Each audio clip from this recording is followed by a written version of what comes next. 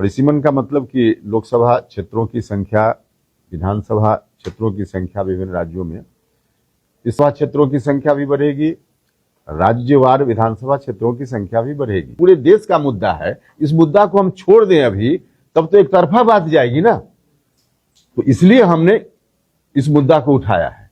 तो आप सभी का स्वागत है। पहले एक विशेष अभियान हमारी पार्टी ने शुरू किया है।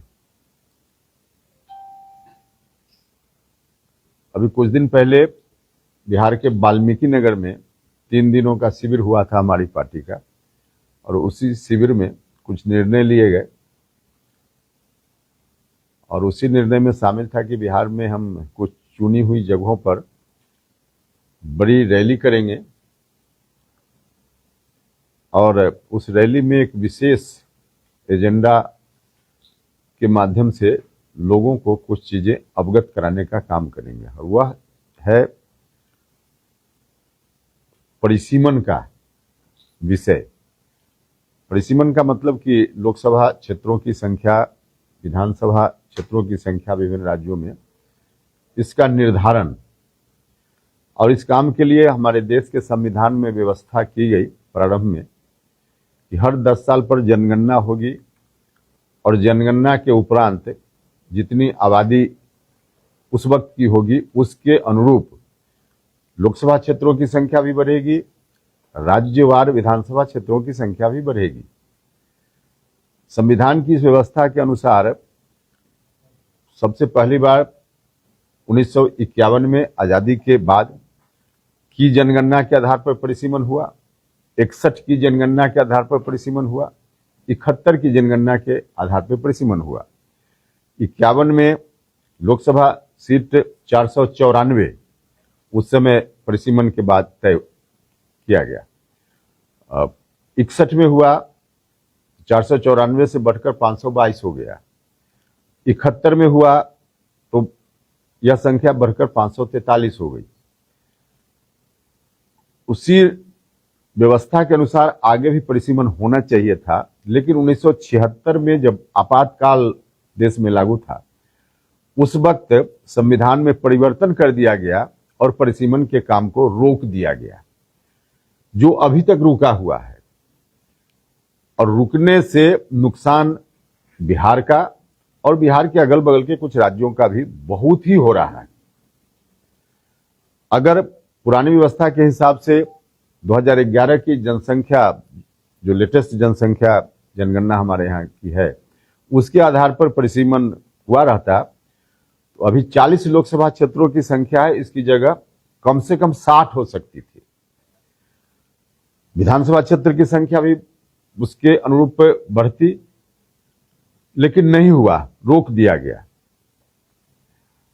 अगर संख्या हमारी बढ़ती तो हमारा रिप्रेजेंटेशन बिहार का लोकसभा, राज्यसभा सब जगह बढ़ता।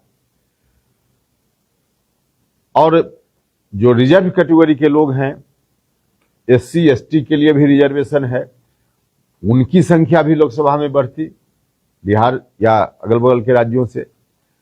अब महिलाओं के लिए आरक्षण की बात हो रही है। महिलाओं के लिए सीटों का जो निर्धारण होगा, संख्या बढ़ेगी तो महिलाओं के लिए भी जो आरक्षित सीटें होंगी उनकी संख्या भी बढ़ेगी। 50 साल से रुका हुआ है, संख्या नहीं बढ़ रही है, तो इसका बहुत ही बड़ा नुकसान हम बिहार के लोगों का हो रहा है। अभी तक जो संविधान की व्यवस्था है उसके हिसाब से 2026 में रोक की सीमा समाप्त हो रही है। 2026 में अगर वर्तमान संविधान की रोक समाप्त हो गई, जो आज के अनुसार यही होना चाहिए, तो हमारी संख्या बढ़ेगी लोकसभा में, विधानसभा में, बिहार और बिहार के अगल बगल राज्यों की। लेकिन एक कोशिश फिर से शुरू हो गई है कि 2026 में भी परिसीमन का काम न हो और संविधान की जो व्यवस्था है उस व्यवस्था में रोक की सीमा को और आगे बढ़ा दी जाए। मुख्य रूप से जो साउथ के, दक्षिण के राज्य के कुछ नेता हैं, उन लोगों ने मिलकर एक फ्रंट बना लिया है, और उस फ्रंट के माध्यम से लोकसभा राज्यसभा में भी अभी जो सत्र चला था, रोज परिसीमन आगे न हो इस बात को लेकर लोग अभियान चला रहे हैं।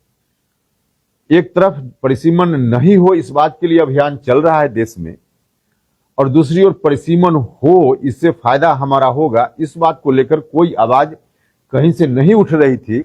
इसलिए हमारी पार्टी ने तय किया कि एक तरफा लोगों के बीच जो बात जा रही है यह बात नहीं जाए, क्योंकि इससे हमारा नुकसान है, बिहार की हकमारी है। तो इसी हकमारी के खिलाफ हमने अपनी पार्टी में फैसला लिया कि परिसीमन का काम आगे हो,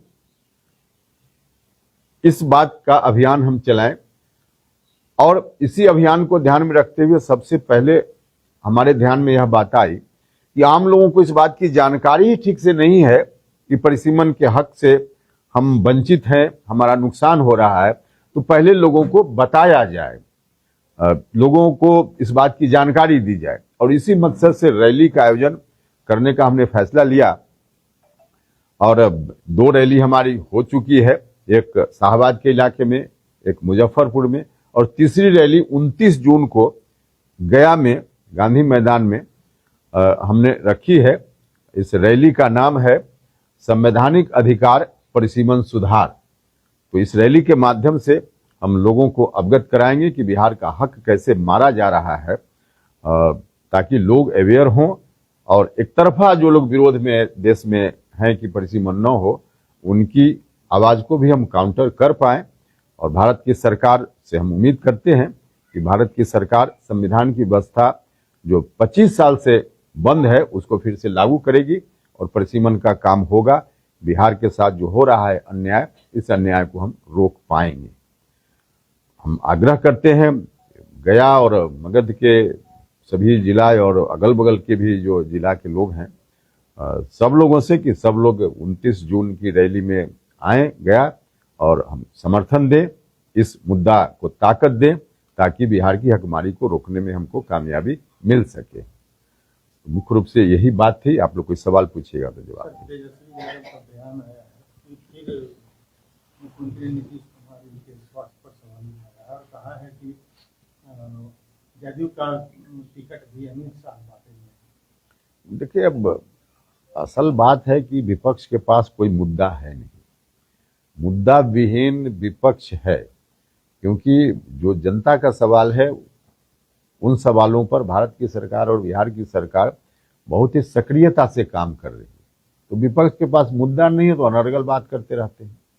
नीतीश कुमार जी के स्वास्थ्य को लेकर जो भी तेजस्वी यादव जी और दूसरे लोग बोल रहे हैं, पहले लालू जी कितने स्वस्थ हैं और वो अपनी पार्टी के राष्ट्रीय अध्यक्ष बने हुए हैं। वहां देखें, नीतीश कुमार जी लगातार अभी भी बिहार का दौरा कर रहे हैं। कोई दिन ऐसा नहीं जब कोई ना कोई कार्यक्रम में शामिल होते रहते हैं। तो लगातार अभी भी 16 घंटा 18 घंटा काम करने वाला व्यक्ति, और उसके ऊपर इस तरह की टिप्पणी ये कहीं से मुनासिब नहीं है। चुनाव के ठीक पहले सामाजिक सुरक्षा पेंशन बढ़ाया गया है, 400 से ज्यादा से किया गया है। इसमें दिक्कत क्या है? चुनाव के पहले हो बाद में हो, जनता का कुछ लाभ है तो इसमें क्या टिप्पणी करनी? अच्छा काम सरकार ने किया है। चुनाव के पहले ही अगर सरकार कर रही है, जिस मकसद से आप आरोप लगा सकते हैं कि चुनाव को ध्यान में, लेकिन लोगों को लाभ तो है ना, हो गया, लोगों को लाभ मिल रहा है, बड़ी बात है। गृह मंत्री अमित शाह का जो ताजा बयान आया है उससे फिर बिहार में संशय हुआ है। नहीं समय बताएगा बिहार का सीएम कौन होगा। नहीं, देखिए, एक तो हमको लगता है कि बीजेपी का अपना सिस्टम है, उस सिस्टम में कोई चीज पहले भी तय है, लेकिन उस सिस्टम से, उस प्रोसेस से उस चीज को ले जाना पड़ता है उन लोगों को। तो इस मकसद से कई बार इस तरह का बयान आता है। वरना नीतीश कुमार जी के नेतृत्व में बिहार में चुनाव होगा, सरकार बनेगी तो फिर नीतीश कुमार जी मुख्यमंत्री होंगे, यह फाइनल है। इसमें कहीं से कोई अलग कुछ बात ही नहीं है। गया जी कर दिया गया, लेकिन उसको आम बोलचाल की भाषा में अभी तक शामिल नहीं किया गया। जैसे कि आपने भी अभी बोला, हमेशा गया का ही नाम दिया, गया जी। अभी देखिए, मेरा नाम बचपन में ओपी लाल करके लोग गांव में पुकारते थे घर में, आज भी बड़े बुजुर्ग हमको ओपी लाल कह देते हैं। तो जुबान पर तो धीरे धीरे तो शब्द आएगा, इसलिए ये कोई बात नहीं है, ये सरकारी आदेश से जुबान थोड़े बदल जाएगी लोगों की, ये धीरे धीरे आएगा।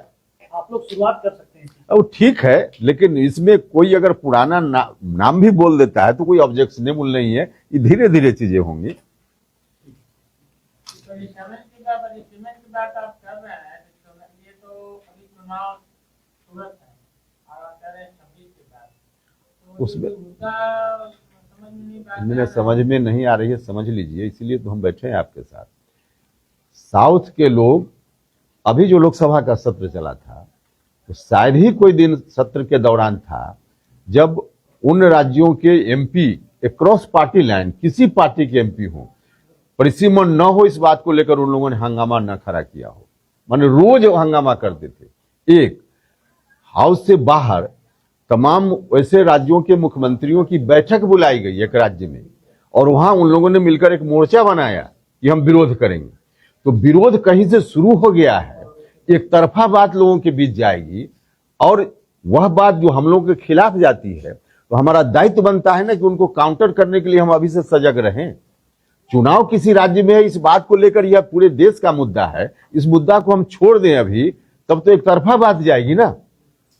तो इसलिए हमने इस मुद्दा को उठाया है।